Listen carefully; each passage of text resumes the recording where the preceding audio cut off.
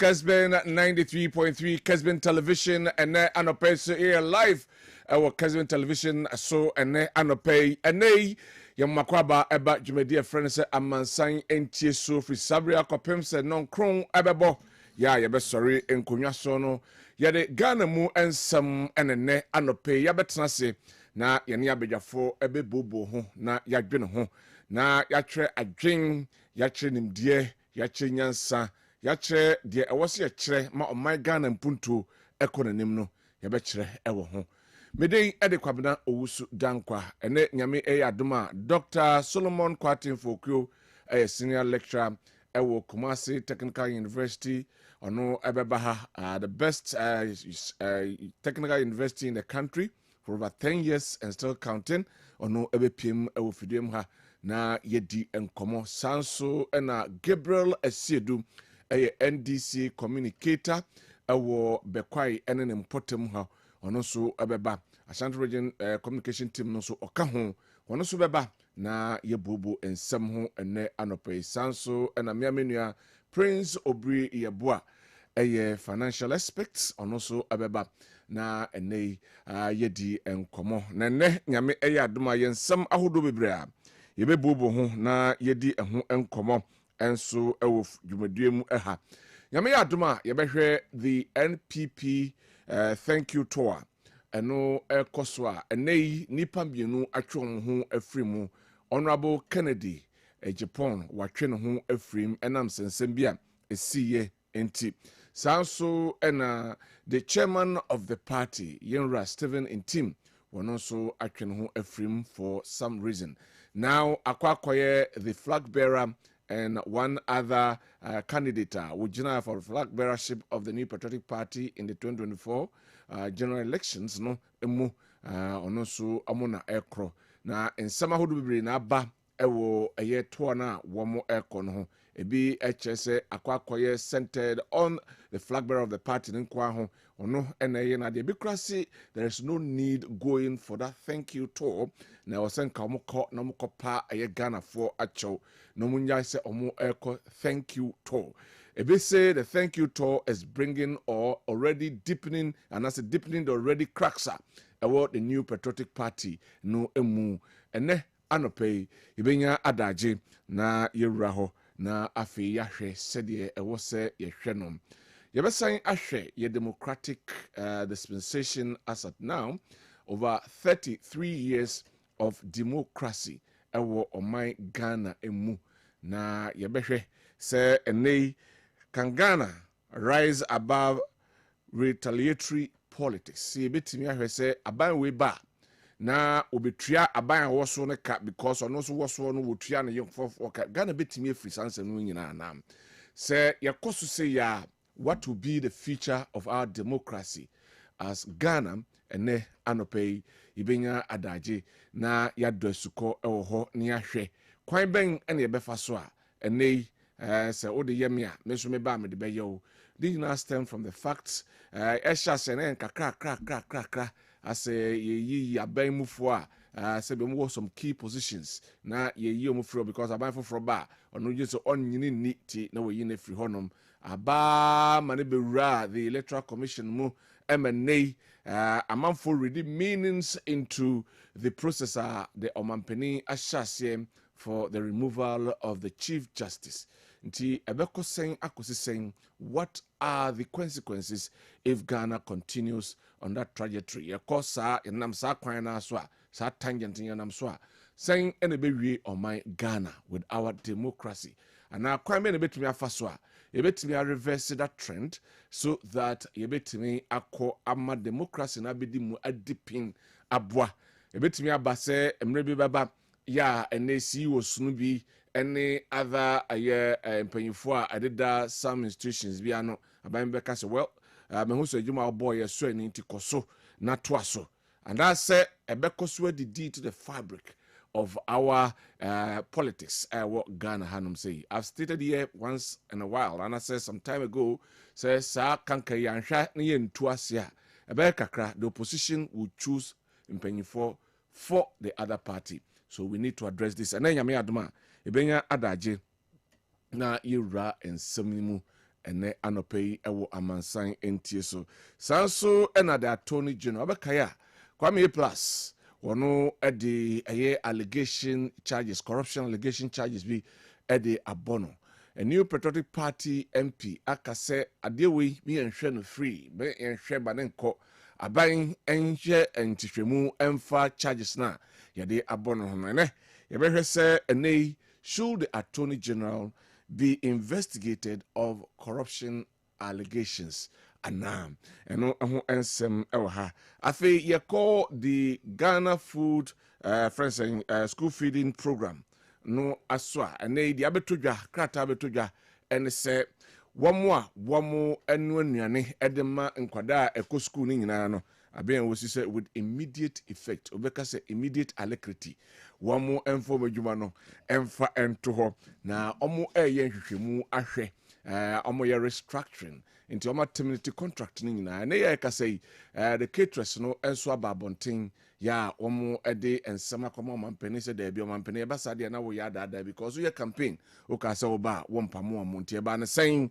enenei abase ye pamo omo ede afri wo modwon se aka des ba be 3-4 days na schools are reopen mo se with immediate effect into yame adma Tuesday mo bi enu adua na shakoto nuane ni nyina e be sansemin ene anopei enso ewo dwumadie eso wo message a wadaro mafafa 0551 599 933 0551 599 933 yensa bekam na yakenkan ede amount ma yenka stories kakra bi na fei yemra na yembehye yenkomo twetwenom enso ase obakaya encheye ena omampani ede betudwa se enei okogi hoka womo abokase susuru ni nyina na se ose no wanwa se wobi ebeton apetese na sebi wo bebo eka ewo ho because Ghana for yenigia omo wibi memenka ho omo wie no wo ho menumbi da sanso ene yere hu a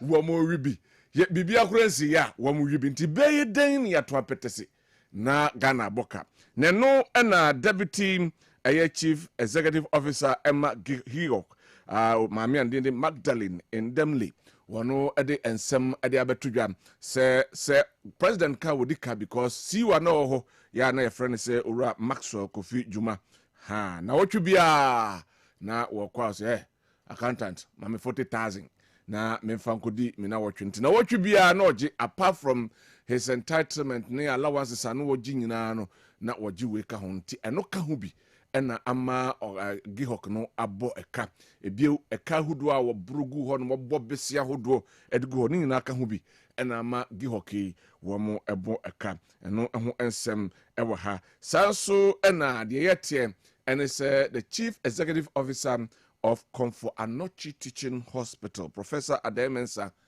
ba se eye bema beye bi wa me ni nyina onfana djuma ento ho na omo bi foforo emra papa ba ye wa ye djuma hodo bebre na mafo bebre adwen ne se enam adwuma papa ya bonti na nka mampanin ebe pere se ko obeto so na wadin djuma no ena the health minister oni eye womo eye meeting ena odi tudwa se eye aban se wabo adwuma eye womfa na djuma no ento na nipa foforo emra de etie se enokra ana ebia Dr. Opuni ena ebetimi abehye na namu eno enso ensem enso ewoha ene anopeya yedema enra mampanin inaugurate and say obomodin swear in the new government statistician Dr. Alhassan Idrisu na osan ekache ne say wonye adwuma without fear of favor data no say be favor abanyu say favor abanyu onfa no kre no ena emfa enye adwuma osan swear in the deputy governor of Bank of Ghana enra no anso ono so ade ensem ade to womo anim eno so eye nema yade atodwa na yade bi enso ade amamo enso ewo dwumade enso eso na afei yempike last one na afei yemra na yemetoa yenkomo twetwe no enso eso Electricity Company of Ghana yeah and the Public Utility Workers Union ede ensama ba fa ho ene se ene ubekaya on the media mampeni ede to dwa se enye se ebia opese woton Electricity Company of Ghana edema a private person emum or fre say a private individuals emra boom na omni aban na nka mum na afei womo enhwe ema yisigi no enkonanim ne no ena poolfo ababonten se ene omampanin sem na wode kan no ede pa na anase Ghana Electricity Company of Ghana wo ho no eni se yede man krankra na emum ewose nya akandifo a ombetimi ahwe atoto niema ema niema akọ nanim poolfo enso ensama womo ede ababetu edwam enso eno no we ene nsem ahodo bebre ena enei yetnase na yedi eho enkomo enso ewo dwumadi eso afei miempiki videos no 1 or 2 bipe na afei yemra na yemetoa yenkomo twetwe no so ewo ha mienhyase na afei yenko ensema the minority leader edi atudwam efa omampani His Excellency John Dramani Mahama ho se ene niema na woye no ni yo no oyo no ase ya no wakoka kakra nsa koka eye friends judges no kakra na wodi bi kwa koka ho se wo hwe papa yi nkrofo bi hihye na chi eno mo ye no yodom se be ya ne tetem no ebeba so yenkoti afanyoma kens nsama protecting the institutional integrity of our republic is about drawing a line in defense of the constitution, and it's about telling those in power, you may have your turn, but you do not own the state. Thank you.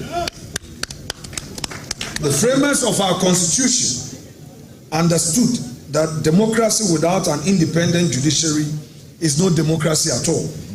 That is why we are gathering on Monday, 5th of May, to say enough is enough.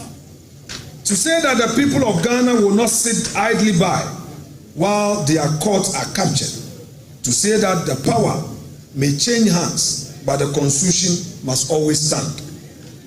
And to the people of Ghana, our fellow countrymen and women, we invite you to join us. This is not just about the few political parties determining to go on the streets. Of course, we are going on a peaceful demonstration. This is not Parliament's fight. It is a fight for every citizen who wants to live in a country where the law is supreme and no man, no matter how powerful, is above the law. We say that there must be an end to the division and the anger of the past. This government must tread with the greatest caution, always keeping tomorrow in mind when taking decisions today, because these decisions may shape future governance. If we continue down this path, we risk creating a culture of retaliatory politics, where successive governments are more focused on settling political scores than solving problems. Last but not the least, it is obvious that the bold attempt by Mr. President to nominate out of the blue 7 judges to the Supreme Court is the first major attempt at all that they have rehearsed, a 3rd term agenda.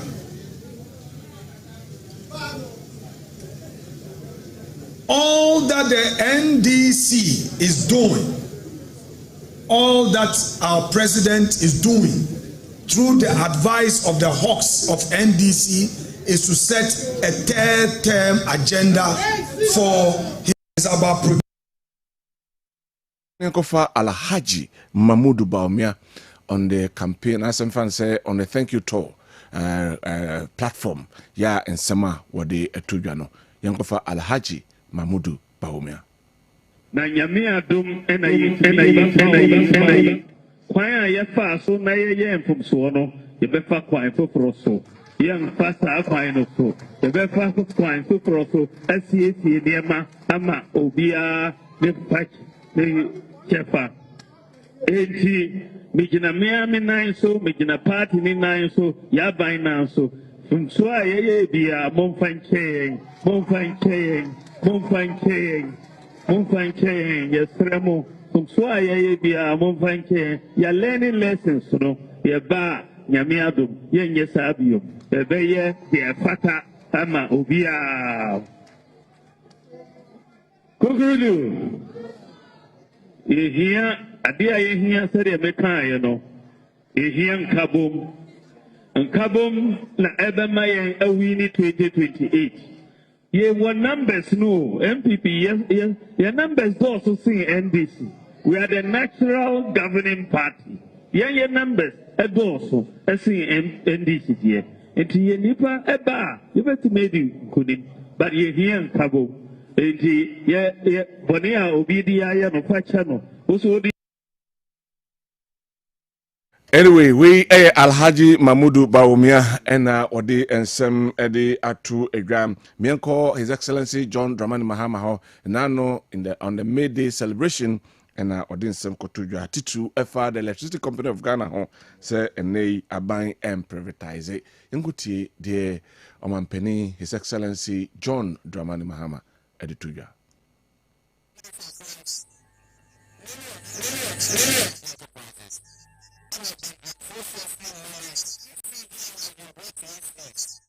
Oha Dr. Kwatin Fuku Ewaha ma memana kwaba. Doc. Boss. Good morning. Yeah, Joe. Afisha paso. We did. This is an official pay. Sa afisha pa. Afisha pa betu Ista no say e sambe shia afiaba. That's fine. Today we say afibi kum Yesu. Dr. Kwatin Fuku, a senior lecturer at KSTU, the best technical university in Ghana for over 10 years.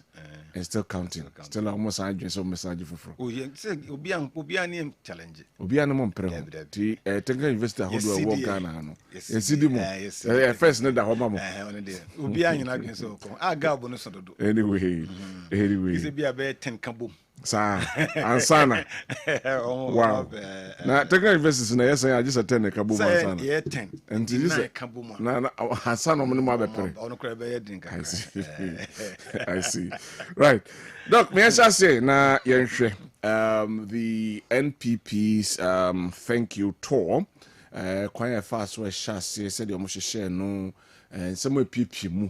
Mamint your opinions on that. Good. Na minche tifu bi. Minche omomo hwe no mutie nyina. Minche kuma Seka University for. That is the Vice Chancellor, Professor Jomo, and Kofi Boachi. Registrar in penny for Kenya. My brother and suit Ocha. That is Honorable Chinobakudia Fuku, Amansan MP. I say thank you to us. What can deal? I'm so called the deal, Master. When you need about Wakopa, okay. Acquire him for the now, so I call penny for now, so I call Corana, so I call to do one answer. Eddie Sadaka say, Emma, because in the Paya there was I. Bible class I didn't name. Yefasida emma nyame and at the more now odas and the more na wuti ochi de eko ejanka wo so odas ya no pa no ede odas ya no pa no ejanka das ya no pa no osire do bedi anwumre so se me das bi mra bi mu sanity ntino sanity nti yero twebo ko dio fuku ne manso kwantafo nyina omotri enkwa eda obia so ase. You're talking about thank you to MPP for penny for I see mo say omokono ene hunsem kakra SCC ni na sefo no think say in the first place I'm for the thank you to omoka so omokono there is nothing wrong about that. Okay. President could also support to previous ways in the SCC I support to say oko thank you to Echere ahumbrase na eye.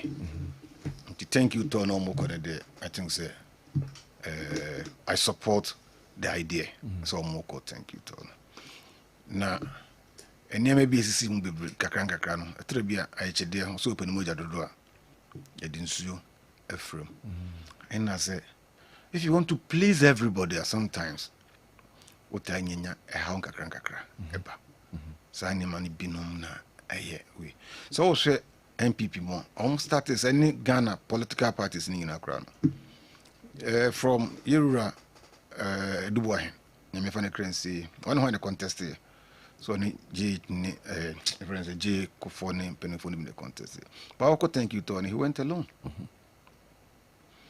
you Kofo on Alan the contest fiercely Okoye Olusu yen when he was going for a thank you to he went alone ono kwa na party for ni bidi na chi no koda na nyame ase koda omo maka na nyina so obetime di na chi no di na chi but wan ko frefre omo no contest flag bearer for say mumye nkoda nya ko ase ana nkoda ko for na se I don't dey ono ko akon ina akorabo kan no o wini wie no you ko for wini wie na oko thank you to no he went alone because alone nje so be in kano but ono no spearhead and omo maka no I want to no do call thank you to you can cross check and see you mama elusu ba ko no call thank you to that papa bi no contest ya no mka se bi na glu maka no bi ne you yi mom no be contest na nsem kra no nyina no obi no call thank you to na nsen akra o wini wi a call thank you to no one hunu se papa no Bank of Ghana governor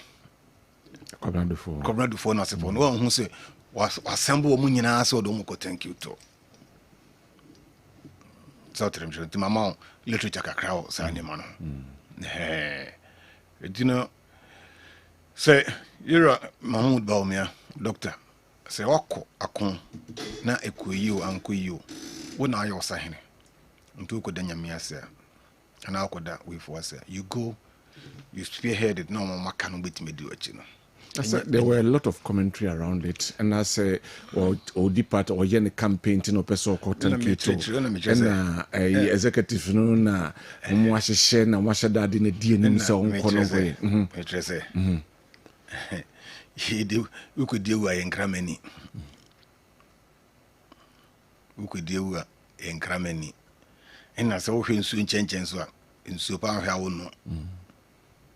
So tie what chibebrea empire democracy there is 2 heads are better than better be one small head is better than 10 big heads and I'm a boy ntinye ni mani nyina na obetia odi be ya adwuma but just move so tell me guys why mo na nhihye matena ha se ya kan kire say nka me gwakufu pachini ba e ka me nko ade a nka so a mass master na ade nkora konto he e ko kire mass exams na nkora 100 emu 30 pene pass 70 am pass ne ase enti abejokuo ni enhwehwe di enti ankora na anya ade a mass anyo na nka ate abejokuo no so tell me kana enti MPP kura from day one omo tisa yi no so omo nko hwe omo nsemu ne sa ne maniama no omo da so tete soro ho nyina na se for no to me no it's not even right, it's not even proper. The one and also got it. Those are the leaders of the party. Now omunni council of elders omunni sa structures be real ho na almost structures be real ho because mass no den kura no kwa on failure no or te abejoko so mko huma do te mass school mo pa na ho fa den kan music master ne be head sorry me nkase music master so on te mass and that's on chere mass kaso on chere mass because semi dem quiver massu aye so be a calculation say you quiver semi quiver semi dem quiver semi dem quiver unim sa ne man ba metrechro oni nyina e mass nti ho te anko mfa sa ankofo no obefa omo a omo hunu ne mamu yi kura kese nti sa bi no madwene ye say omo mda so te ho no I'm not saying they are not good but omo sound so meddle in the restructuring, the reorganization of the destiny no ya ko yese bible class en fansa foforo engu ensa dada botom no hwe anu yese dodo a ensa na yere ma ka so onum bia Mafo onum bi wo se yen Ghana for no so e Ghana ni okay oh he is wo se ensa e Ghana ye ni gia ye Ghana for ye nom nti yen Ghana for ka ho nti yere ma ye oni gia onum nsa ne nyia onum nsa what you can so no so no kan we dey so nye bone asem we duru e be chire mu ye so twa bi on dey say ne nya hwe say ne master so ti ho na so no say e pon ayi no be obi afa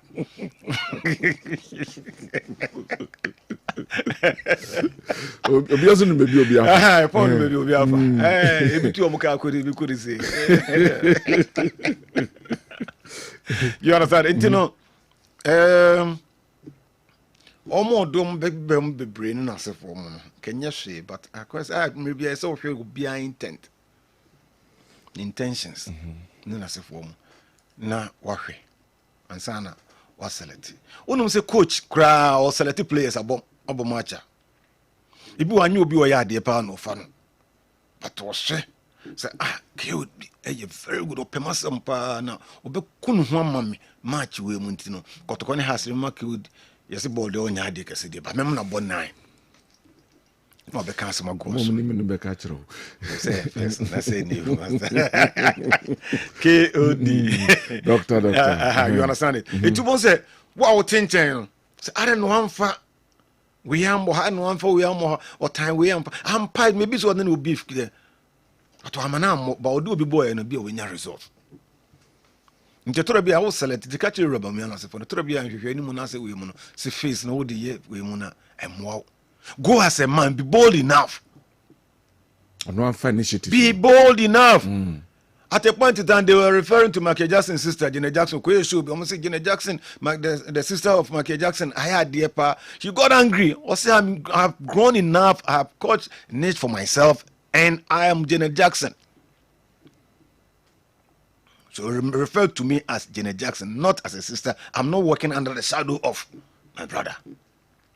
So tell you about me, I say, what on who ye, he is bold, why ye Jumano be, as some neighbor, you should be bold enough to go and thank Ghanaians. No one can be in the chair.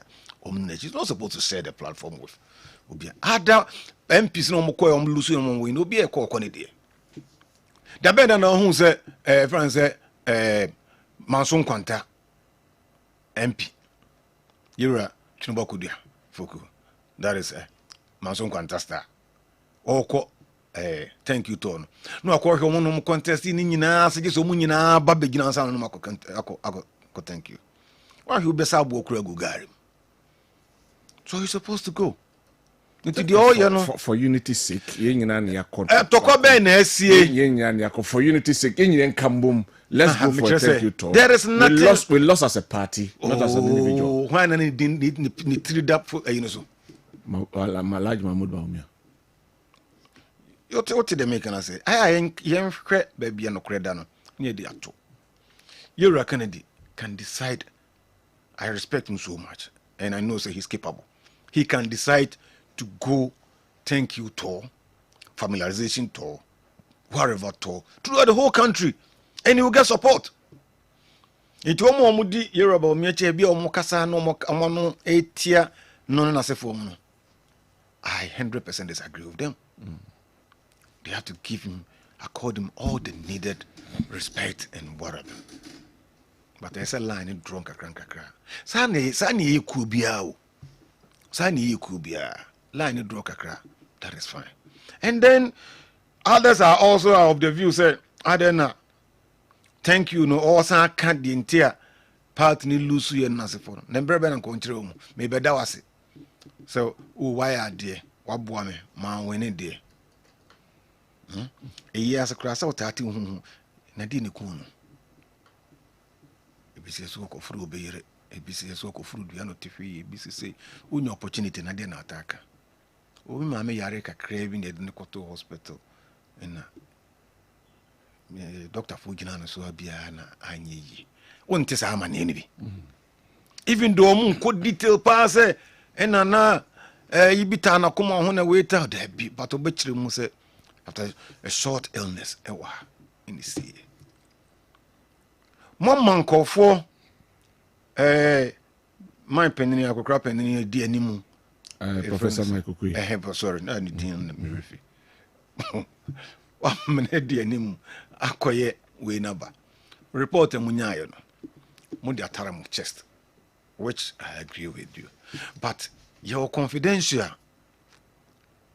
America for crowd to name any be ya no almost a release be cable how be no more one leaks ni be about bontene no more way.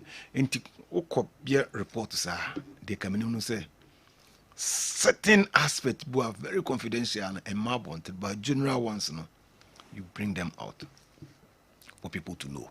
It is one more huna when your opportunity be those are any too damning, no, you bring them out. And who's supposed to say it?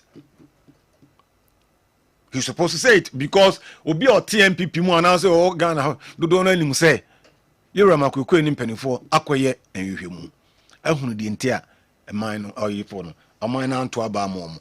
Na me am wo beda mase no me ehunu di ntia mu lusu ya next time be de ma hyem ni meyi. Yes oni ma hwiegu a na ohunu hyehye na the first one hyehye no nya na hyehye we ohunu hyehye hwiegu betuma hyehye ni. Na say kusua na hwiegu betuma san hyehye. So let the people know. It will do maybe no akyere mu say nkugo na baaye no ha adwene na de tie ne say enkofo no bebre na ameto aba no data nso support de wo kan no na bi o kan kyerɛ say oh oman ni mu dene economy ni mu ekɔ dene taxes be the buy na sefo no na hu hia se de be ko na amanfo bo anyuso delegate system a obi gi TV ansa na okoto aba ma ayi say member of parliament na sefo mo no ano no amwa until next time no ye pa mo chew se niema ye na anko yi no mumfa nche na next time ye ba mu hu ye mo bona onsa de ba ye betutu na mo yi. This is perfect. This is perfect. So sensationalism ne sa ne maniema no because I mean who the entire MPP for lose no more call or way. Then you go and ask NDC for say the omo ye no ana. Definitely they will tell you say you're right. Definitely they will tell you say you're right because okra ba de obey bia atade okra ba be she bia na se for kra nya enye ne fe. I see. So sometimes, if you want candid opinion, it's not about discussing this and with. Go to the horse's own mouth, say, the amoye way, and now also reasonable bystander. That is a third person to check, say, the okon to say, and this need to wait and no more discuss here. Oh, you're about me, I'm crown was I, and it's neither here nor there. I see. The amoye no. Ebiasi pena, ya memro, ya mamre mu. Apart from manyo semono ya mamre mu e wo root e wo mu ana na ka abo obi ire eja ahye obi dan ahye maame no ahye ne ma ami asesa wo mu gu ade mu akosi o mu ni following Sunday ne ya hye ho ase ko da nyame ase kenya musisem but e wo deep root e wo yen akanfo anase Ghana fo ye gidie mu. And you discuss. Ampa say onya akonya na osan be contest bi. When you get an opportunity as a politician, when you get an opportunity, you take it. You market yourself. Enti na yie say be the emfa politician ho kra okọ. Politician we kremoni say be sorry for na ewe ya okogina ho de oye kristoni o running pop akwa sorry dem abosom dem kura 7 predators and 7 predators and mingo bi enim tia ebi kọ ho editor a big bomb my 3 buy body ti na politician or yin mo were no or fire boy or buy 3 obi senior ma o je hatabi ade kura wo si bia say bolis no si kura politician kutam je hatabi obi ankwaka banku Tra politician now can if he what kind of NATO in your dining table, friend daddy. Food is ready. And so open we no o gina ho. The babe abon the fruit gina ho kambanku. So when you get opportunity, ampo nya bi obeko. And he qualifies. On jumpo gun, on can say me frag bearer. Or says akonya ne ba. Na mama makonya me contest bi. There is nothing wrong. And now on season will be a help. Mammy from Mandun Sinium to say. First now man for say he was given undue advantage because certain president now or dinachi or other ministers now say for any why dinachi. Oh yeah, Janka. President now can is no more. Ministers now can they are no more. Even those executives now can cry about two almost. So why dinachi? So be catch something for him or herself. Ya paper so slate no so. On friends a tabla rasa mo. Paper so pedagogy. Ya paper wedding in also uko possess na sa wes mu antia na just individual differences tabra rosa pedagogy ne sa no so tesa ne ma no sa no watimi atrade yi ya pe paslate nso nyina bibia ni so it is among for ne be force say bibi wo so there na mo mama no do advantage. So tell all those and nature so be contest bi no say we there hwa akomo mutrimpo papa ne de koe or negative scratch and man ko gina we no so bi no or negatives more because you target nema bebre afa no opepa on no free no ho ba mo de bibia ni mo tumbo tuma somata de mo no e de akọ concert no so mo jai na on move na party no on pese party no ko na nim hwe nema ekwe a omo mtuto om nema yi a Ghana for sabi hu omo no mo jai no mo move nko mo. Thank you very much. Prince, good morning. Good morning, Kwabena. Na boko de. Nyam ya don. Bia bo ko me na de alaji mu.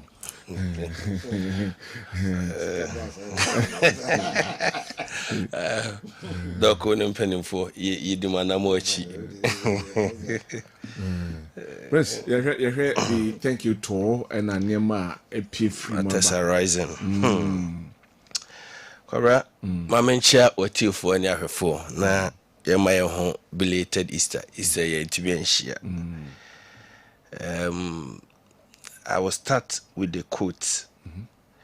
Bia Mekai from theconversation.com, a UK portal. Okay. Was say on the morning after every elections, millions of people whose side has lost the day feeling down.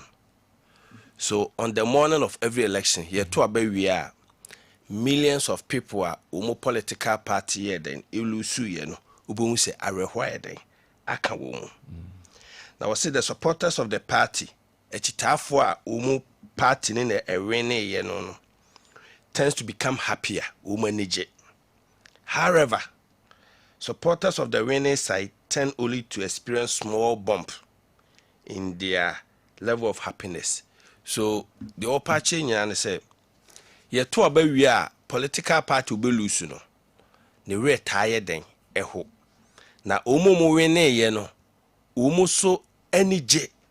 But the surprising thing is that omo enije ye no enche by 3, 4, 6 months not the level of enije na omunya no victory nim no eno so aye den a disappear, especially omo anya appointment so ubia be ebeda the same level.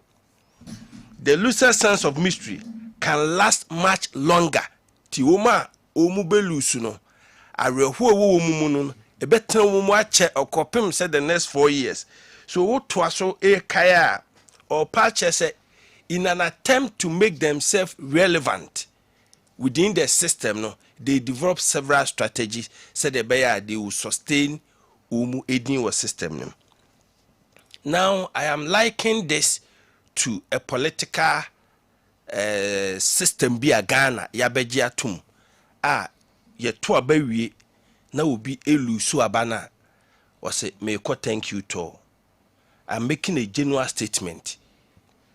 We saw it in 92, 96, 2000, 2004 bra ABC until I was trying to search and find out across the globe, do we have other countries here? Losers, no? Ye to abe we are. No mo say ye call thank you to. I've tried US. My answer the article be related to say the losing party, no leader. Call thank you to. I've tried UK. I limited myself to these 2 countries because we perceive them as the leaders of democracy. Menya bi eyeden ewumu. The question is, why are we making this to become part and parcel of us? Intervention from the angle of our cultural background, because Ghana ha bibia yadasi wo ho. Yebeko asore he kwa kodasi eyi beba yebeko ye yebeko asore kwa kodasa obi be ye we obeko asore obeko kodasi. So enye ye background no na ya culture in the way ababe urasa nimanim. Kwabena no ya adwene na doctor kasa no doctor make a profound statement. it reminds me of so many things. Ubi this year we are ya ade chikosia da you say yenko nasia sorry. I remember it very well. Emra mechiriba painfully she was shot and died. Now ye baby body no so na so for abijina ho say abusua ye na nyame ase. Doc, respectfully, honestly, that day I questioned God. I told the man of God, so for we nya dia sese me de nyame ase ye den ewo ho. That's all quite sorry. Forgive me. Bible say ade nyina me fa se da nyame. No kre but me hwe se me nini pana kasa a day earlier anumere 8 o'clock. I was driving from Accra to Kumasi. Then the next morning me da ho ahomachin tu me afrɛ me say bibi say na asie. All effort at the hospital and survival. Na me hwe se menua ne da ho. Then doctor suffer say de nyame ase. Me move through if me once ya na ye de ade na age ho. Obiara no ka say na nyame ase a. And me pia bonten. I told my soul sabon we pa there mintimi na nyame ase. My soul, my whole being was soaked with tears. Misuya uncontrollable tears. And your culture, no. I think that there are several reforms. Your cultural system. Before COVID, ukweya, ubebo mwasi chia, and the COVID by in a way, COVID by near kweya. Majority of the people still wave at one another and we move on. And emane quantum because also now making reference to two countries. Yes. So check this here, America almost lose elections. Almost supporters in President do call candidate or send them messages. Mode of doing no it be a different. But although mun answer baby only source of funding be being although mun answer throw letters. But hano obi o peti number 1 untimi throw ne krata I guess o kone naso. Ba ha nema bebre so ka ho. Me che apart from o kone naso akoda na se. Say ne akoe so oda na se yi. O da no oda na se. Na uti obetuma gina fidie so ada o hena se. Dabi. Wo hena okro me no oda na se wa. Dabi untimi nyesa.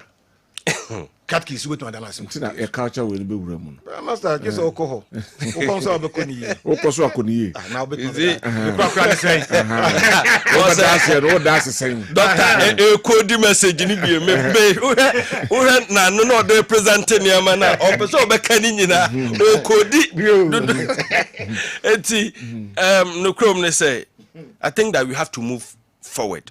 Already research about Bonten are a question the monies involved in running a campaign in this country, and it runs into the millions of dollars to win an election or to even lose an election of this country. It's not anyasem ketwa. So for the sake of good governance, enipa yato abewi obenya sumdwe no ambu oman. I think that as that thank you tour for even the loser or even the winner. It's not necessary. Here because of the cost involved. Already the resources are scarce or hoarding. Say we share the political parties now. Obi bia wo opposition bia no or struggle with finances. And che an MPP thereby. Yen nyina 5 months ago, nin position at NDC yeden ewom. Tibane send and ne obekache me say all of a sudden when you scar so much that you can do thank you tour in any form.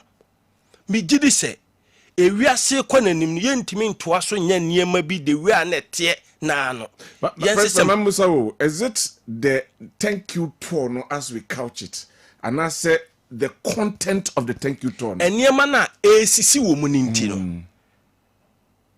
So over till for Bekaya, maybe opem so cry advice asante man e wo kwaya yemfa so nya yie ho. That extravagant a year yente so. I read an article not long ago. Wenchi F4 ede model biaba omfa nya yie even ensa obebokra no. The threshold ceiling ye den e wo ho. The point is that ye wo niam ani nyina ho kwai, but should we continue doing it? What are the benefits? And I know ya ye kui obi either it is true, it is alleged matese bi suma babonten say enye no kre see ya wo obi sikai wo ho or ya was second day. Is it necessary? So senya sa thank you to na assuming say no kra, would it have happened? Couldn't we have used the resources in other form? And now a global word or tenase or your press conference at the the next morning all the social media, the TV stations, everybody, the face will be there. Aside that personal interest, okay, must I go back to the same people intimamen woman to continue to establish that rapport no mean say dem who be won biem san na here no because ntina make say ade na what thank you to no nya the name thank you to no but aniema na wo mu no thank you to no de beko but yen hwe ene MPP for the omokoi apart from yadamase no ade na pie film ye pacho niema ekoya ankoyi nema bi esisi mo fa nche yen ye kwa timi koka bi kura tia banya wo so yi. The content, the name no they thank you to, but the content of the thank you to na ho any asem no. They okay. Obetimi atran kran. Na content ni na wetimi adisimeti amana koka the also koka sana. Enti money most often than not my personal interest override that of a corporate Ghana. That is my humble view. Say, we must change. Okay. And say, Oshe, thank you, Tona. Yera Dr. Mahmoud Baumia. As I say, pick salient issues, especially the first day submission in the Western region. He came out with a lot of issues. May link it to Professor Okwei report. I hold the view that Emera Soa, the two leading political parties, issues involving them. Ema yen tenasen kanchi umu se eyumu party mu asem. Enyumu party mu asem biem. Eba beka nyina. Eye nyina ayasem. And saying Ghana fo nyina. Now on the 7th December, we have entrusted the resources of this country into the hands of Yera Mahama. Yempo onu ne make decision. Ye to sesi a obetima ka se yenkoda. By using powers ye there den ye de amano. And party na the neighbor no it was huge influence in terms of na news item my president kasa say wa appointed the second deputy governor of Bank of Ghana was the announcement in no people question the basis say why are you appointing a journalist as a deputy governor and also Sunday receiving at the command a party stewards. Then, after reading the CV, now sending a message back to the president that I am sorry. I think that the matter that Sante. I think that the point is that there are Kofobebrea almost take opinions on this country. So why do we allow that system that as some way there a young party masem? When the resources of this country, yet the mamo party ni leader and why redistribution. Me did say, Emra Swa, ye review of ourselves, no, ye shall share critique some of these decisions in our political parties in Eden, no. Because ye ne katasumu muaswa, there are several other factors. A won sun so yamane mabonten. Bia ya stating womu explicitly. Onipa sumasi mi obri yeboa. Sika say ma hweni ye bekata so ye nya to abawie a tumi ni nyina ye de ama appointing authority obesa abomidin and enipa aboni woni tirim on sesa da ekopim so obewuo ni position ni change a na wa pretend to say the why den wasesa no as soon as they got the power again he moves back to the natural state no why den wum no so me gidi say emra so say sa na man ye open up na yema obi tumia within that 4 years said the America uko other advanced countries UK then so kwa kwati ye money show doing serious political discussion there be a omo asoko no and omo de den it's about productivity and an air for say economy ni beden ebe so me did say yen sasa because of other negativities na wom no. One, the cost involved, the probability of obi elu nenkwa, the perceived thinking say it create undue advantage at the leading figure no say parties ne trust no mo dwene ho no mo yen sesa wo this approach here me did say beboa political parties. All right, thank you very much. That was about Solomon Jagri wo kunsu. I say I'm afraid of this dear demo. If thank you tall can turn to who born dog, showdown and bloody. Ghana police, tighten your belts. Okay. Oh no, dear, no. Evangelist Abel Kankam Bwedu, aka Teacher Bonti, Ewo Asante Achim Ofwasi. Good morning, Kodi. Proceeds on leave is becoming too much. Can't we do something about it as a serious country? Big ups to Chief Inspector Jones and his men at Asante Achim Ofwasi Police Station. All right. We say Golden Boy and Nas Mamponting, and so say the super incompetent opposition party NPP. Their slogan is "We have the members." Where are they? Where are the men? Now Dr. Bawumia is seeking for forgiveness. Is a lie. Ghanaians are not going to forgive him at all. He will continue to lose and lose. What is the meaning of this thank you tour? It is a shame tour. Yes. Okay, ono edia ode abrain ne anope enso enono Citizen K Ima enso ewo wenchi ese good morning KOD, interesting things happening. Thank you Tor 10 attack and blame someone else Tor. National chairman and presidential aspirant withdraw from Tor as Abronye DC is released to attack and bite opponents of Bawumia. NPP members have taken the CJ's petition and suspension in the political arena. They make it appear the CJ is one of them. The NPP pressurized the GBA into making U-turn and making counter resolutions. Due process and rule of law has been the guiding principle. No matter how many noises are made, the law is the law. Citizen K. Ima Ewo Wenchi. And Oduwe Abrain. Michael UK Ashford.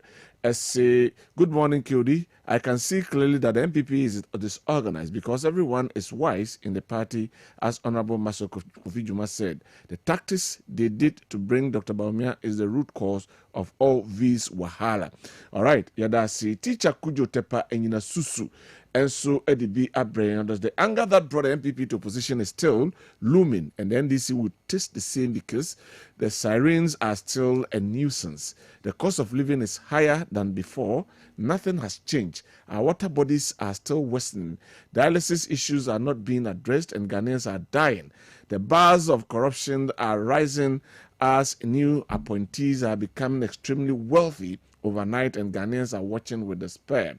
The doomsday blame game is annoying us. Massive dismissals of Ghanaians from employment are going on, contrary to what they promised, and that is what we are seeing. All right, yada say teacher Kujo Tepa Enyina Susu. Masawood Ewo Kumasi Bantama.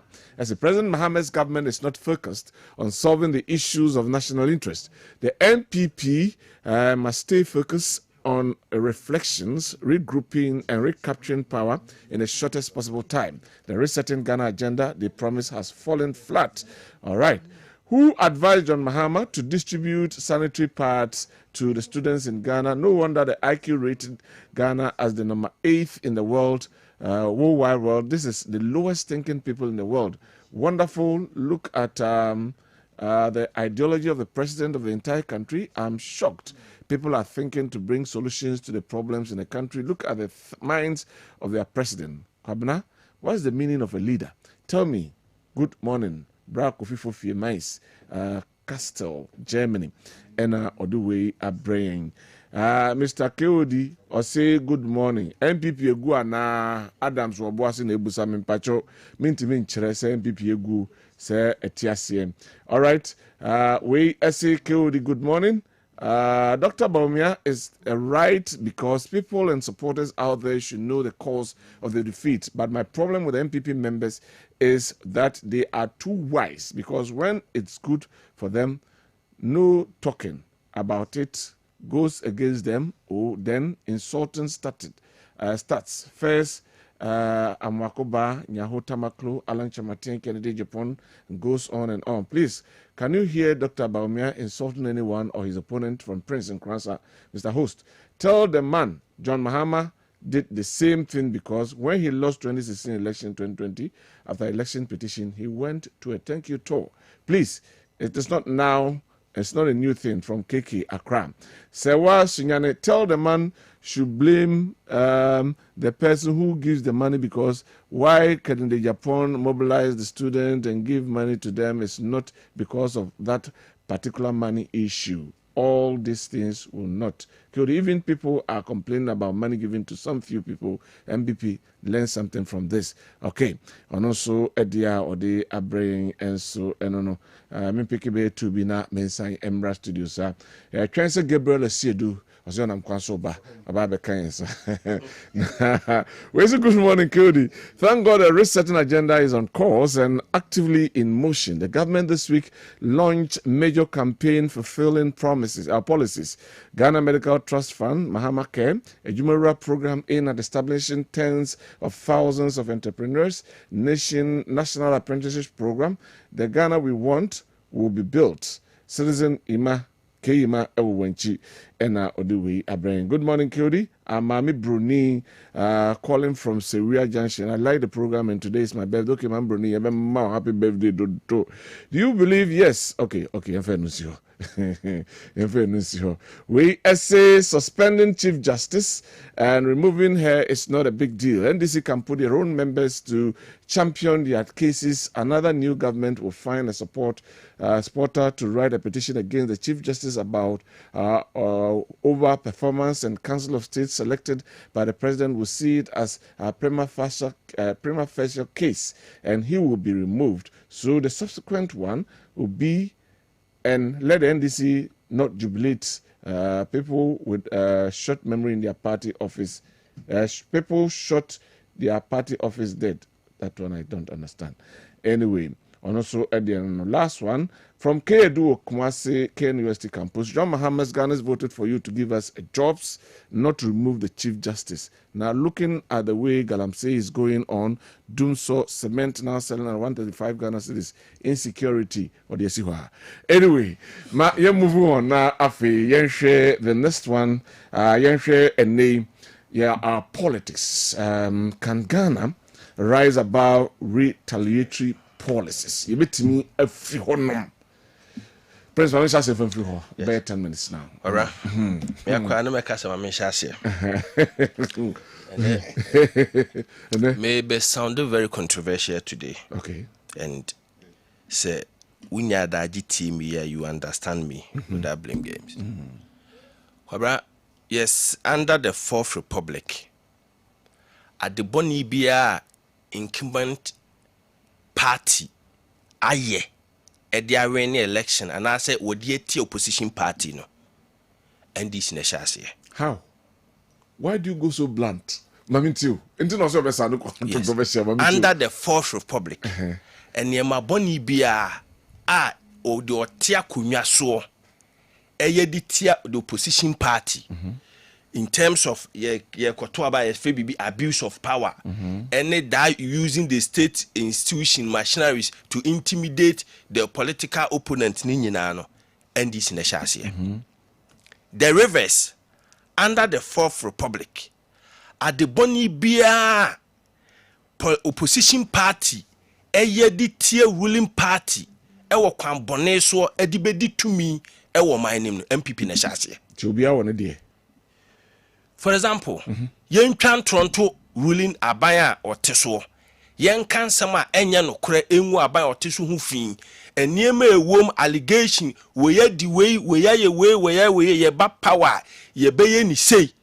Yenya saa de no ma ne nto Ghana fotimu hu se de ote akonwa so ebu oman no enya ade no MPP na hyase. Under the Fourth Republic, the reiteration instances. The reiteration yedi yin krofo a hold the office every honum emra wo mo time enso ye MPP and a chassis. Let me now zeroed it under the NDC. So the hotel kunyaso ana di enema enye pama the other one ibesua ye nyina wa from 1992 to the year 2000 ye hu kwaya Lawrence government in terms of political campaign enema faso. So wohwe kofo obi anani afi kakra bia o kai kofo campaign, it was very modest na sikanye den anyhow. That time Sikano was with NDC and that for that matter former president Lawrence. Enti bibi bia no mo pese wo mu ye bia no mu timi ye. I remember vividly that time no the major TV station na wo krom ha GBC any Ghana television at some point in time MPP complaining say even President of Kofo Koba bia kokasa the message ni kra no they don't want to telecast it on the national television. Enti wane share with the abuse of power. Then the use of the state institutions or the security agencies to intimidate the political parties or the opponent because they were in office. And yemanu dudu na omu ane ye. Then the reverse. I remember very well. Yesano ye catch a saving JJ Filipuase because of the fair colored. And yen chantro emanin to electorate a trim near Twaba into the hotel kunyasun free one MPP na shase. May you should qualify under the Fourth Republic, that is from 1992. Ebepem eneya yeden yewumi. There were several lies that was spoken against former President Judicial Lawrence. But before that, before 2000 elections, 1996 2000 election campaign trail, there were instances President Kufuor was singled out. Yeah, almost vilify na enye nokre. To yemfa shase no mawan MPP and NDC. Enti na asem no. One say ma we tu ni nyina. Me ka de resource shenensa, de tumi ni shenensa. Yeah, they hear the opposite. De tumi no opese wo ye. Ana maka de wo te akiri. Na de wo no so pese wo de den eye. Why did I start from this angle? Ade kwachin ye obi bia wanya tumi bia pese wo change obi a ye di strategic position bia man say oniso na omane nchehye omwaye ye to about 2000 ewie ana the term proceed on leave ebaye kofa baye ne hwan je kofo because that time ya change aban and there was that perception say enipa dodo na te honom na ne omu hold that strategic roles no they are sympathizers of NDC. Inti most of them edi free umu positioner na umu yeden umu. Ana ni nemu a lot of things. Ye to about 2000 Satan na we secondary school. I was a big fan of former President Kufuor. Me kai pa yemfa praye empra NDC achi se binye den e bi nsibie mo ma we mu. We experience it. Unfortunately, and ye koto about 2008 ana NDC esaba power enema MPP eye no most of them were repeated in the year 2008 but Professor Moss was an exceptional leader so the extremism na be the NDC sympathizers wanted their political party to go no do na Professor Moss ama ho kwai ene Chief Justice nsensem ba yi abeto abonten amiehu said there was an attempt to remove Yemame Georgina Wood, yeah. But former President Moss anye den ama ho kwai enti eniema na eduabana ye dua many years ago no it has gone back to haunt us today. Look at the issues and now they are changing every strategic role, all the chief executive, maybe you were mentioning about Professor Adey Mensah. Yeah. I honestly feel that he has done extremely well under his tenure. But because of the AC and run, internet ebeto aso. Eni pa ba kwa ya changing wo memu ha. Ya me ya pa. The Ghana Statistical Service. Professor Enim Ado. See how he handled that sector. He's one funniest man. Konokra de politics sem minim ne private life, but in public life no. I just loved him the way he is. Her transformations are the Ghana Statistical Service. And now calculate a data pa they will pay be an then no. I was of the view says Sanke Bessis will be a Sa papa no kwade a juma why because on fan ho kraso to the best of my knowledge and share politics. But and I know ne buy no. Yes, sa will be a enkopem da ben. The reiteration year to about 2016 it was worse. BBBA including toilet and the say your producers for time akombekwa kuyibi dia bre tobu tuya na ye ginegina anu ye kai enema isi ye. That was why I am blaming the two parties that at the boni biana the opposition party deba power no MPP na shase the abuse of incumbency NDC and a shase and ne ye see so and bibia no e kire se yede ba na wiye intient me man na wiye so you beto aso say e to say what will be the consequence e be koso because e treko enra na ye friend saying the Electoral Commission and ne CJD na ya shase e be kakra na ye ko president to be kakra MPP kotoaba obe send this was we na momfa ne mra na o makofa na ba be kakra this kotoaba MPP was we na ye peno no makodum na mo de na ba ye beto so consider ben ora emra ye nua ba sharoto say asembaye I spoke vehemently against it. Now I was of the view that say wayem fonso mpo a yen reforming no said the beya o kira de chia obinya opportunity na wonye worse. But despite all the appeal Ghana from penimfo dodo na atena kurum ha eyedin o man kasa amfa ho ema maame no apart from NDC fo a said the nei kwen necessary no ekono yetena ase ema maame ne yeden ekofie. But let me make this profound statement. The fact that you appoint Electoral Commissioner does not guarantee your election victory. So NDC MPP should be mindful of this. Charlotte Osei was appointed by Mahama. Mahama lost the election. J. Mensah was appointed by Nanado. MPP has lost the election. Enti ubi bia uye bia no. Your prima facie and will focus echo musuono should be the good citizens of this country. Yeah. But they are the determinant of the fate of every political party in this country. But enyamana ekono, it is getting scary. But senano mekada bia yetena krom hama enipa kitua bi edi abrododo. Di now ye no. The silence was too much. I'm a financial person. So we read the Ghana's Financial Administration Act. They have defined misapplication of funds and misappropriation of funds. Se me kain semna kosu nyina about the Chief Justice na. It looks as if minya being kai bad there political parties now makan. The only thing that seems to make sense a wonyina so that financial irregularities and charges near person de bono.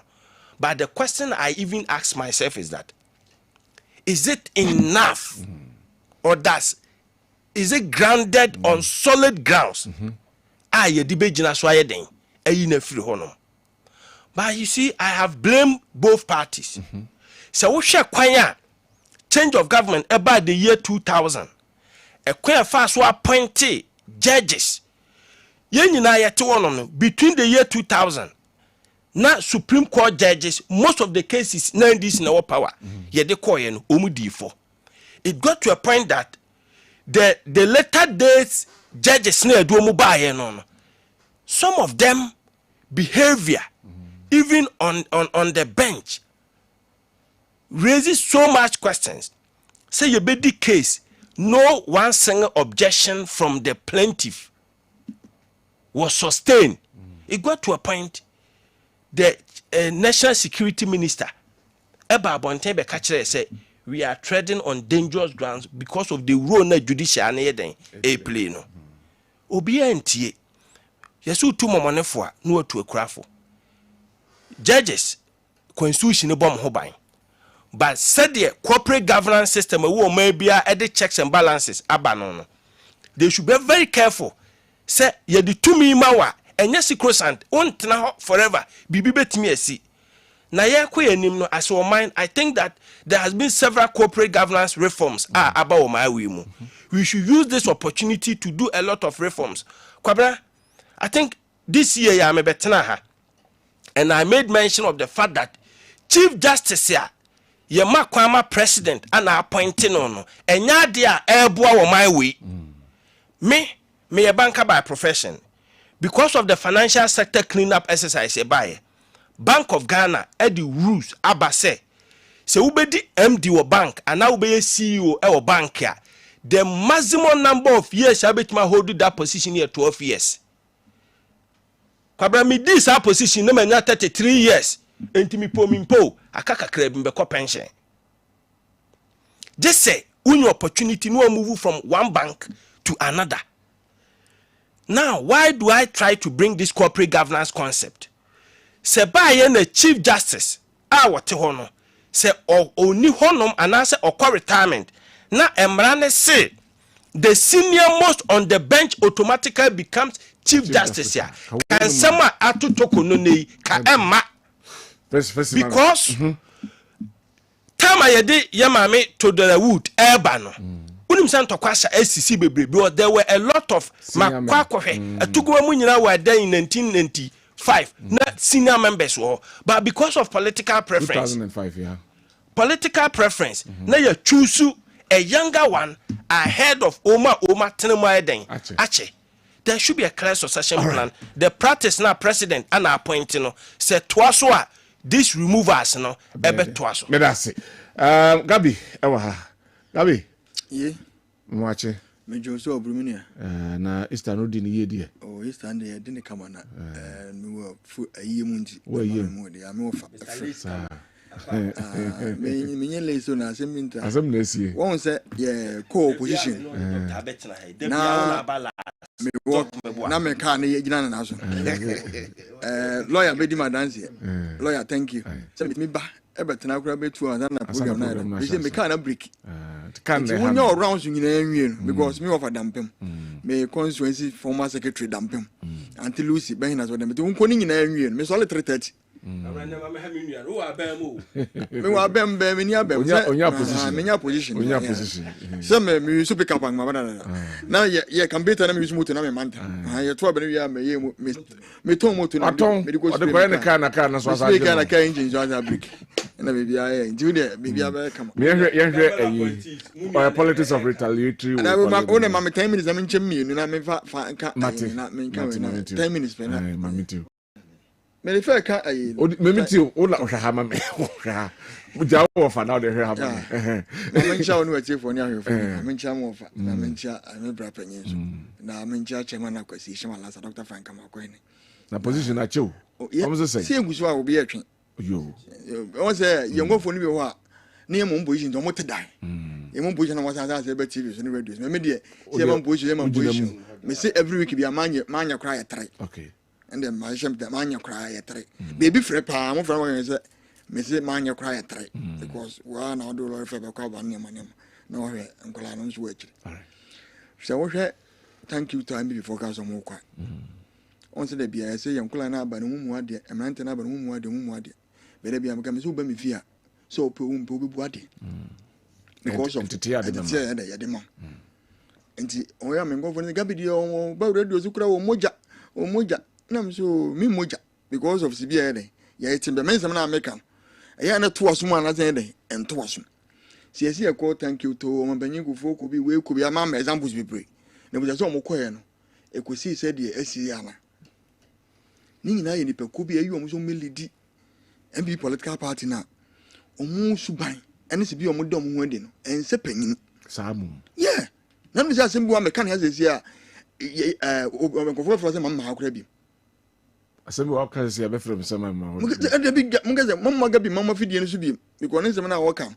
ense okani ba no ena ense panyina no so the mechanism ense obi a was wo yere wo ma wo fie ndete ye de mo ma ne mabim nti obi mi ba ba ko mabim so na make us and say you panyina unsem no opanyin tie mante na mbb before na peredo ni ndo mo prene say on the boxing so ko na ke ball knockout wa we finish on say be ya wani su na dey we be to kaka asan what yes me so be to say on to so hwe defeat mu ko mu a on the mo fa je wa dukari wa ja haba because of professor in semana waka memfa kwashe ho so ka mo fa kufuko research I was so mo 149 seat ni ma nyina amam nti amon why taste because 88 to do almost 38% be 41% no munya because so mo to mo se mo ju kakra but so hwe the current executives na obi a percent o sa ko biem nti yenti from me say ye bibi say ye nimbe sa banyam say gofon sa mo ene enko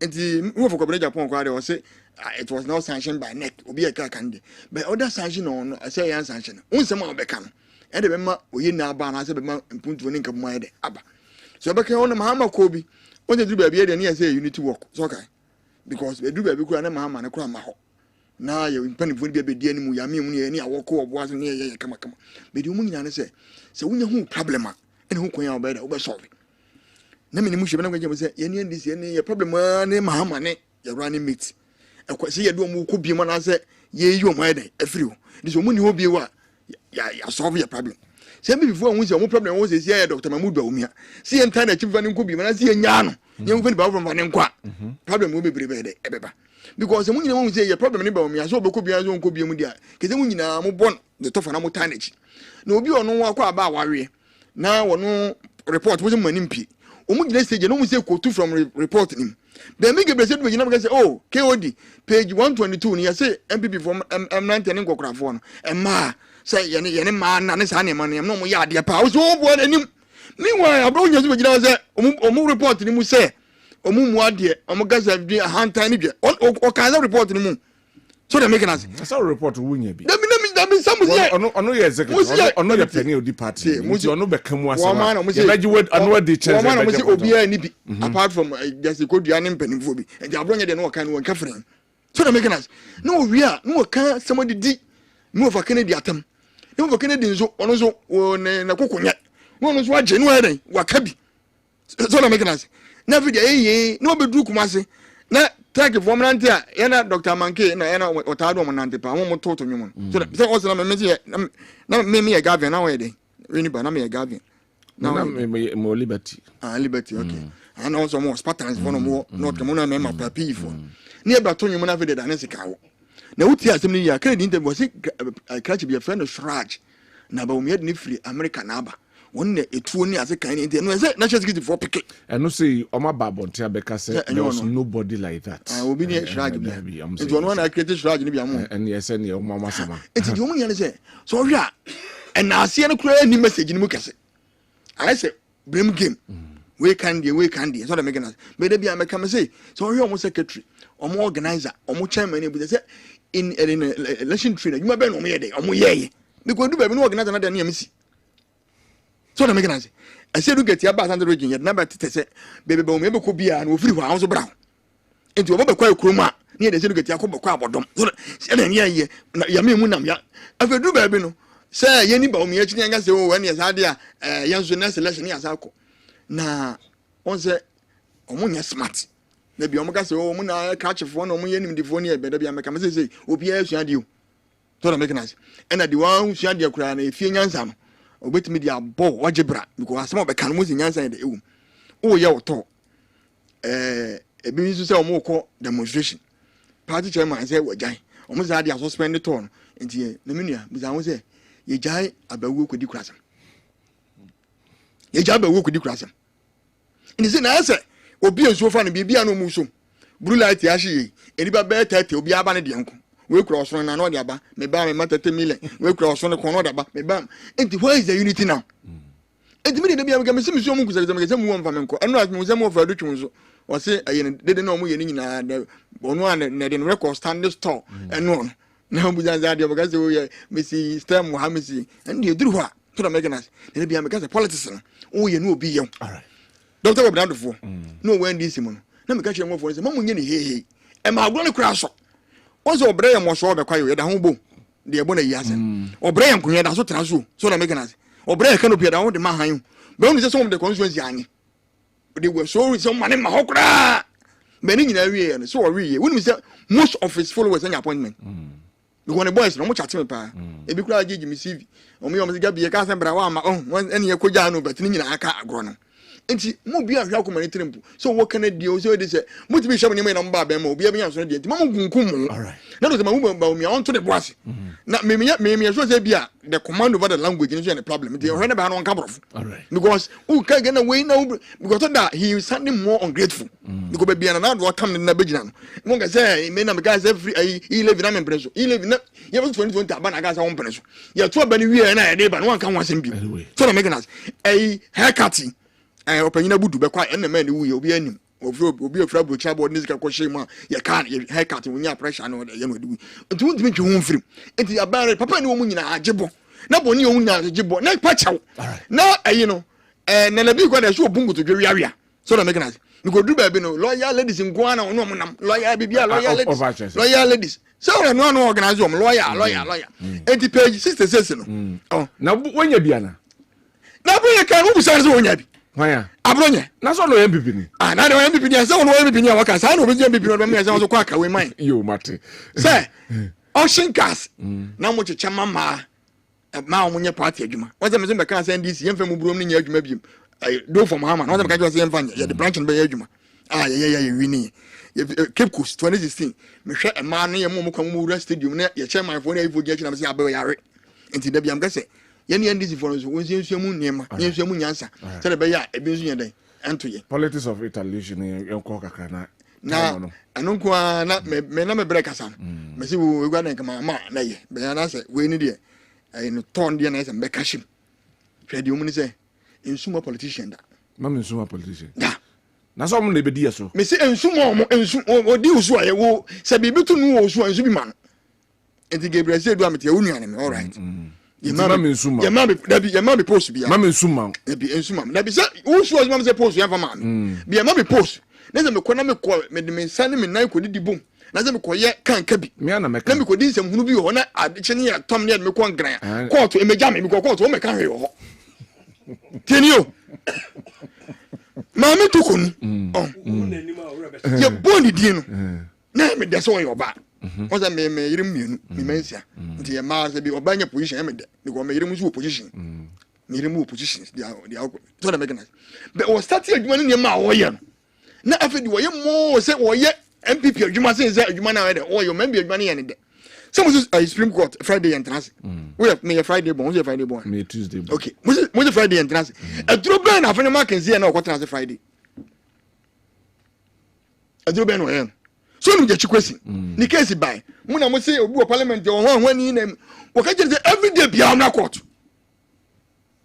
of opuni asem ya me ga say eni akire nko bi mi man ko bi da me say me bia no me ko kan me favor mo offend wo fa na ne mra ne de enya adwuma na judge atamfa judge na ni fufura ba ne on study case mo say abi on santos wonu afa pen bi patrol trodin judge we wo ya ade to president promote no say bia nya ne sa president na release ni ba na what advice no you know mo fake financial in there say my appropriation ni wan ni ya say troubles ni omu mienu de onkwa okwa no secret na de eko na de okwa timi no ku no de ko na wo change no ene wo change ya de wo change no wo be cheche mu so say ampa wo change no so na me gana no mi say wonya abo ni bia se bia wo ye yema dodo na picture mo say wo ye MPP no MPP for so ehunu adwuma ne ye opposition mo hunu yo because when get some be na afanya market we wasn't why there pa the fisherman against the university the fishmonger against the state ogosho obi achi na nipa no we the MPP na Vicenda Asefua won na ekota ma me nachi MPP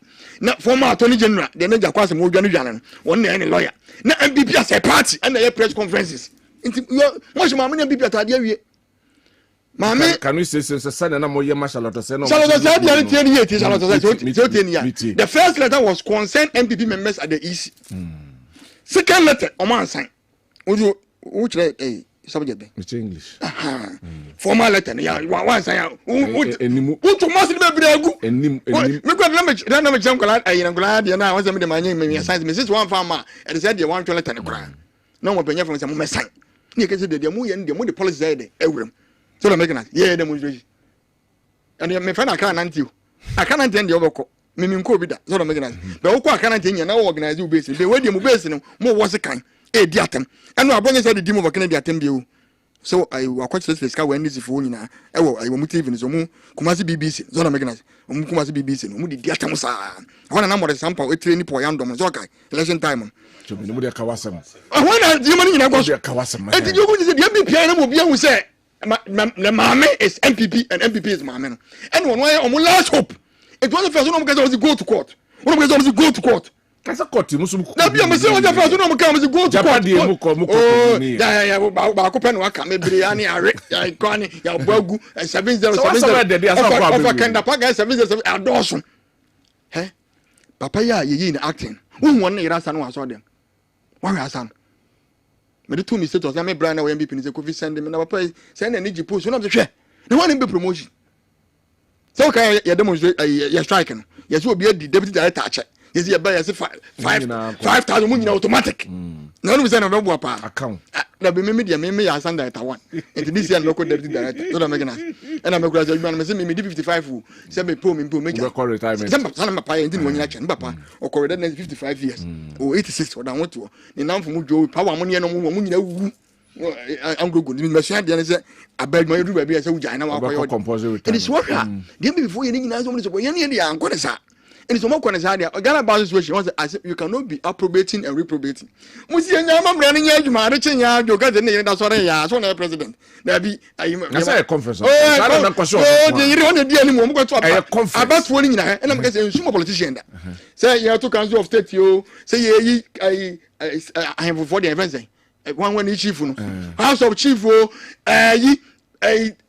elections university campuses MPP and this ya wurani nyina ma wiente ukonu obi nso nso bi ma no na make concern say me Ghana ni ana so ko ba be kan otu abate otu aba enti uduru a de agenu atotiam to na make na me da bia me kan ye omo nsem ya ka kan ne ya ka bai ka apprenticeship program ya e bi meka adwuma wure ma apply o me de me portrait na apply ma ye me de portrait na mama ma yiri kuma so mi school na apply and ye sa ka me kan sa to na make na Ghana Medical Trust KI is man ka make but dunya the MPP ya no opposition ko mu ni mu ye ge so mo hye nkofo achi nanka omo a body zi anko mo kasa say nanka so mo ye be ma me fa one we ma Ghana bad situation wo ye de wo na tan so na grat me so na grat and na concern for so na fufuro bi ko say de ento mo hwe ni ye first nya say me before ngwa na lawyers ma me mo empanimfo bi aba so say na watimi aguru mu ndi fo ni na de dodo na so be lawyers enti o pa cha say enti o ma hwe ya they can be break away medase na ve de kunu ahojo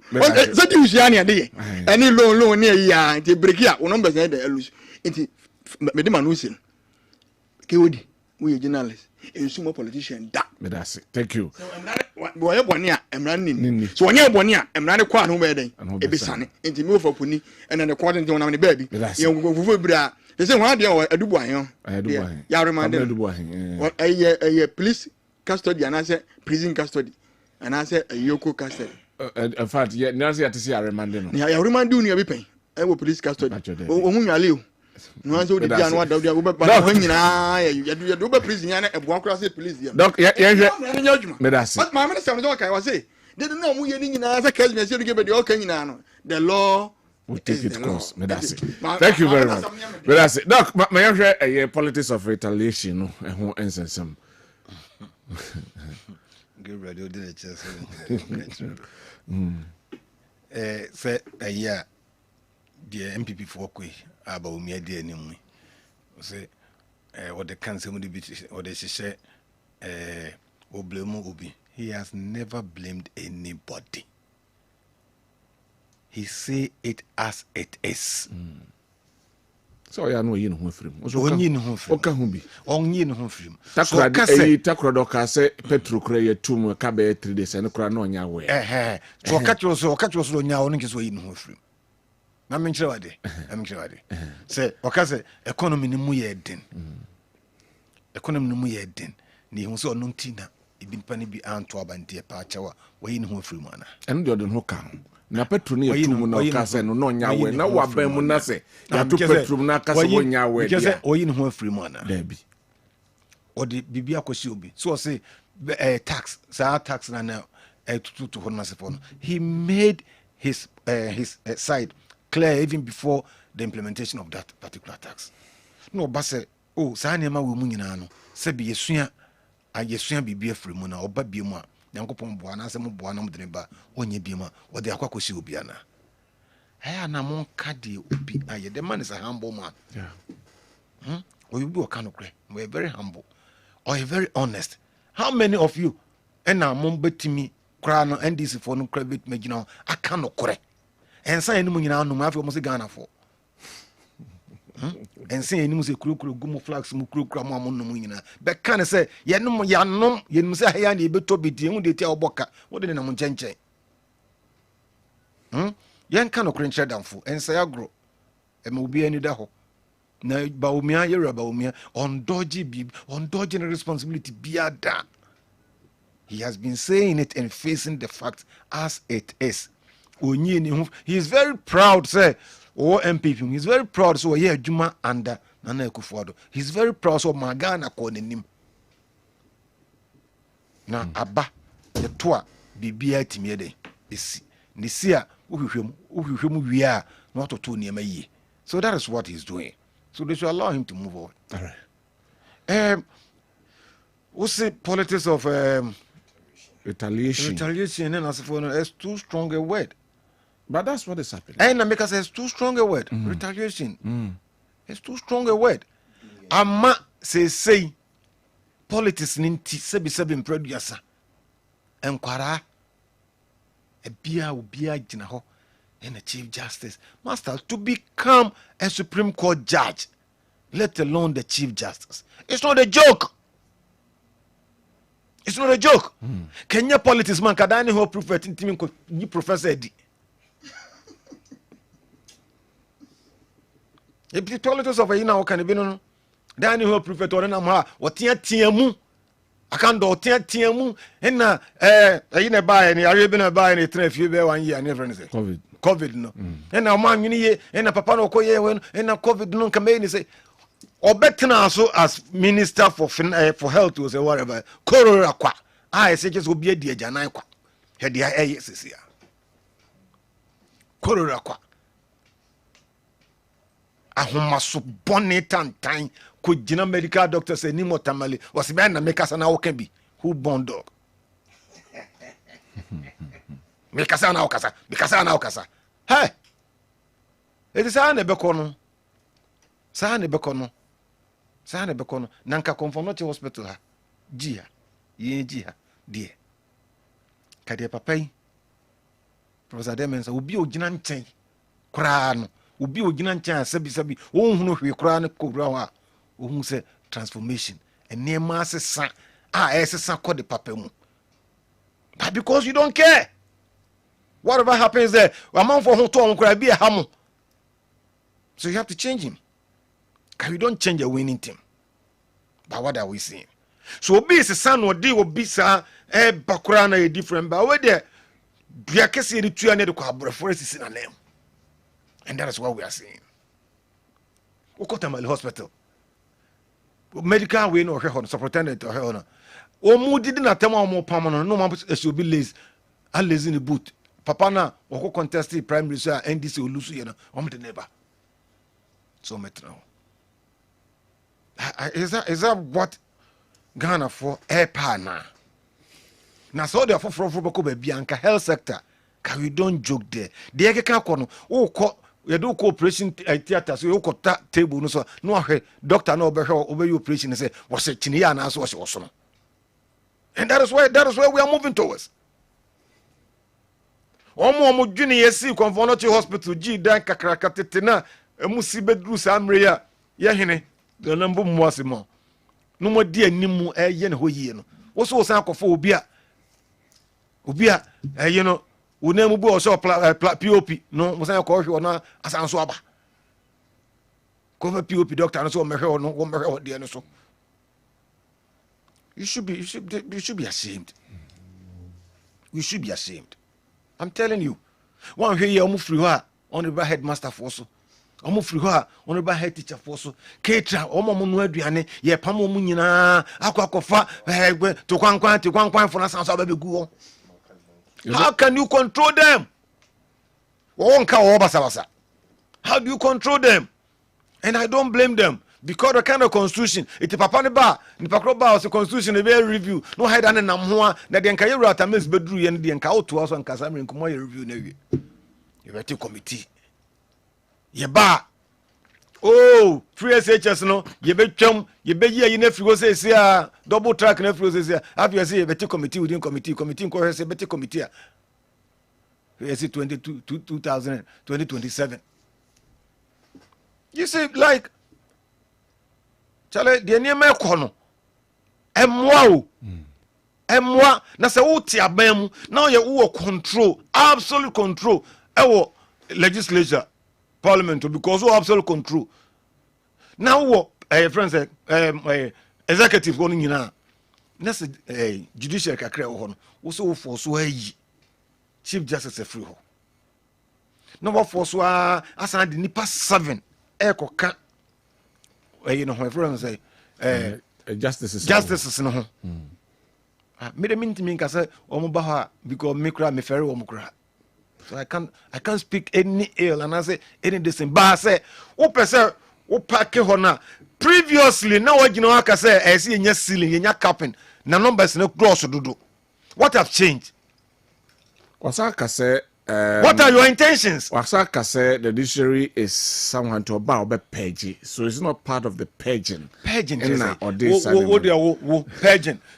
Sakura fu ye page idea near the man. Ye ni been through ye become. Would ye sakura paging? Ye page be a crowd, you were dear as it is. Ye ni been through. Paging is also which some man Sako Subibrana. I don't have a problem. So the be can but the can and no. Some numbers in the doors and see in your ceiling. What the 7 become be uncle retirement. So what are you trying to say? No, you head in so free.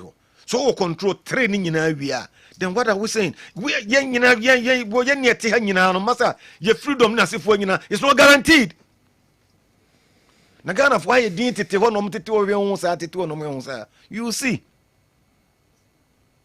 You see, military mu. There's a saying the big brain. Yes, you been could live a bin coffee one day. A motor con a man from Hooty. Doc, that's all Kawasa man. They want to change away. What they Kawasam? Which I want to. Mati. Send a queen. Oh, baby, over the name, I'm a police pen now was anti-raging her. Yes, I didn't yes, you won't come over Heimbra, Ampa, the old baby, yepe. The IGP and what you Papa Facebook no sa, one uncle 4 years, Juma, come, never ends IGP no free. Go for Dampare. See, Dampare, why, dear, yes, uncle the Akabe some few months, no pension, no matter. Strategy, need the annual and Yakofa, dear pie, pay the party about. Now, yes, I am away. It's sending in us, she's sending in every year. No better, said the opposite. Oh, yeah. Kwame Nkrumah obtained my obtain Ghana. I know them say almost one state, unity state, a party back up and what. One party state. One party state on meeting. Or no, Kurano. Because he say, you're a champion. The Rollins be cool. Not preachy Unigov. We so drew Santasi, a hawk or almost a jam was no done any bow or bomb or bury home over him. Two besses sending in to tuning in a ye dribble for free home, Coco for come for the Atenga beside my besses, so I sending in a comma. I go crab out why I'm Nidin as if when just one where board chairman or call her national order 3 days or 1 day for this. Me was so we. Mako Crabam no board chair be on. What now could you so 3 days? I say, would you be better? And I'm making better to be out. And I'm making. Ah, now, course, uncle for no American. Changing as I see if we back, you do it by what go see I said in the book. Ada muso muso eni yesu yomukutukuta ne koto dwomusa no muso eni inwie ya o MP team na de ko de o men de ko nti ko a o ye mu nhyehyɛ a o de betena asate da no yɛntumi mmlemu ɔmo nko a me kyerɛ sɛ baabi de yɛm hyehye nti na mɛka ho asɛm na history wo body history de yɛte ho sɛ kakra bɛtu nti o ye mu nhyehyɛ de akui senti na mdema betena sɛ yɛnka ho asɛm yɛsɛ de court da ho kɔmɔ adeɛ nkye ne yɛ change ayi head of one ne we say Sam George to say was in radio station crowd was no bete so just they ko dey master enkwa yi o anyway say pa na musora ho machi koto abade a ko bia nkwa gina ba bon kan chere mama say wo ye de hwam ampa o de oye we ni de infinity o change ade na mana ba be ye one party state o de keka ko ne nyo proceed on leave when pa na person money tra Ghana ayi ni so adwuma mu when pa na person money wo influence be bia person influence be bia na ba ne sa competencies Gabriel me ono na say ye cancel e ba ne sa competencies e a problem competencies because when you are selecting somebody when you are selecting somebody based on rewarding based on political we say affiliation is any man nko a trabia no ani afira e competencies on anya sa anka prophet ayiwa wase ademensa wase kai manko fokusua no kema ada regional hospital CEOs ni bi na se fo no ekosua we institution komu kosua no ke empamo no ke kone na ase kosom no ne akosua no ke empamo no minka say he's without blemish but ye bi yehunu hwe kura no na okọ first emergency na so na toilet kura okọ na otua oba no ifiri ho emma ntem ho fo mom titi ntem wo nyina kura timi ko toilet omom ni bi wo fie kura etimi ko ho free ono nko a baby a doctor for da edan no ne hu fina ne mo kire na bom nyina ko what no mu nyina de o mayo ko ne ko hwe omom ye adwuma ho ke kan omode ye adwuma ho no ko di records ahwe omom timi admit wo mo ne sa no bear syndrome no se swatia na se suntia ti se no wo ko medical school a e se open ID card MPP ID card NDC ID card over headmaster SLP MPP ID card NDC ID card Ketra kwana onwa fanchine braha primary school for aduane no eso onya ID card answer na fe na your conscience na ifa ne wo bio baby e ko no nye hwe se mra ne da hokra sa wo konya sa wo yesa ne ma ne nyina ese se bi odi adwene eto ho Anuntina fa military na se for forces na yom se nye regional balancing mboa so change sa atem no ethnic balancing okay regional balancing no oboko voter region afa nipa 100 ho no ba century so afa nipa 100 no afa 100 ne fra nraga ba ni nyina regional balancing and that is what is actually happening some me say until some me who say so mo kwatin foku na kwaku mensa ADC o gangaba baga hono me hu say bi no say Isaka be DC o manso kwanta nyem nwa but until say sa niam no enkoso no the fairness no mo kan enya no kore enya no kore I see training college bi wo no for principal no of voter jom de ko o mo pam no o mo pẹ no o mo so on free ho o mo pom kro mu ni wo be ko ho mu nyina me say class captain class secretary kro de ko fo kro untimi ndida ba ye betena ha tena mampon no kan say ye mpa asantini so ba be DCMC ho so is that what country no no mo de kwa na be gina say yen kokon ketenkete enye ka kokon kra okota kokwa ye be hwe bia ofri ni ahwe card that is where they are taking the country to and keodi wow kan so de okan bia omutie ka kire omu say yen tetere o man sa all right yen nyi nipa ni bi mfrim yen nye ne sa one nation. The Ababa Yono. One nation. The better than Yassassin Friho. And about Mokotoye. One nation, one people, one destiny. That Damoke cancer one mutiti a I can't eat your men to men to about Ramu, yen to. Ubekana de Osemin Koto. Enne Ubuko Krubuno. And yet he will be a nipa. But say do be a DC, you be quite dear. SSC do Tim DC. El Tamale. Now, Sanyama we have caucus, and are you sure it's the best? It's not the best. And yaka crab, you be a school beam. No school placement. No home where do moko grade 1 schools. No home where don't boko grade B schools. I'm telling you. Maybe I de chrono. Media me say I'm in a catcher. O pass someone make record me never to. Na see B school, na placement, school placement. First I for home secondary school. Ne ko list, ne ko home grade A, ne ko home boko grade B. Then you come and clap for me. But that's it, Dr. Kwati for Kwabena Owusu. Prince, bonnet for mommy in about a minute now. Yeah, sorry. Yen na je tum se Ghana nhihye na se chichire no enema bebrewuma enkoye. We must find a lasting solution to the problems no. Aye recycling. We buy no obey we buy no obey. What is the way forward? See to me the corporate governance directives eba other sectors no emane ye adwuma as our mind we need to do some of these things. All right. Prof made a statement, doc, and I say support him 100%. Support him, but on the last bit, you know, and they're not so many but we are very accommodating as a people, especially when you come to Ashanti. But you go to the other part of the region, no, and Yemano and Tessa, you know your home, and Ghana no Maya yewo. But that's it, Gabi. The me of a catch one, and you correct. Yeah. Say placement, they didn't be quite the aqua. I saw on the son, or no, I'm a professor. And you about to abandon your mind, and I'm doing women. The dear memory say, Sir, Mimi says, a free access coordinator than the region. Near the lesson about.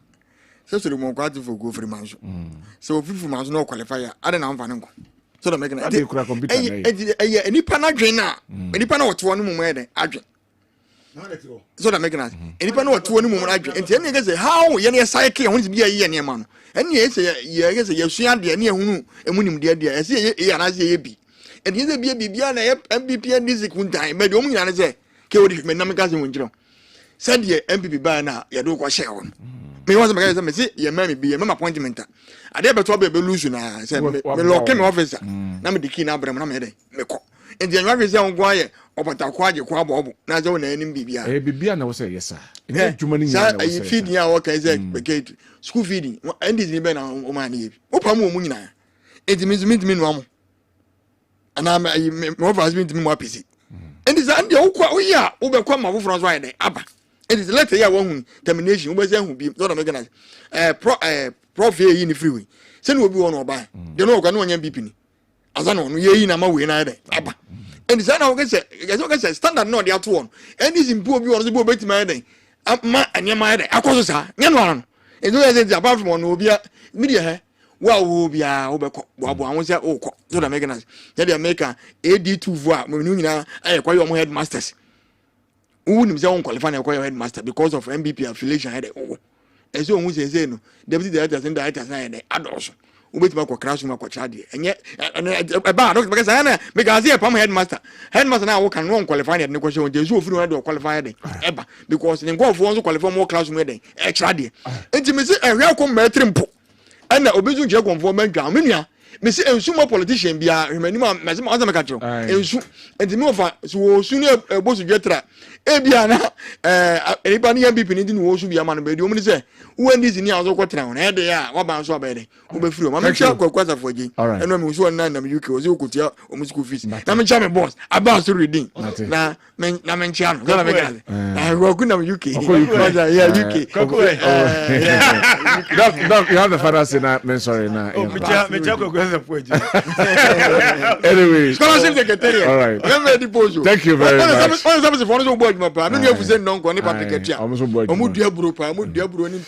you very much. You have a all right. Mate. Medasi. Go to see a child.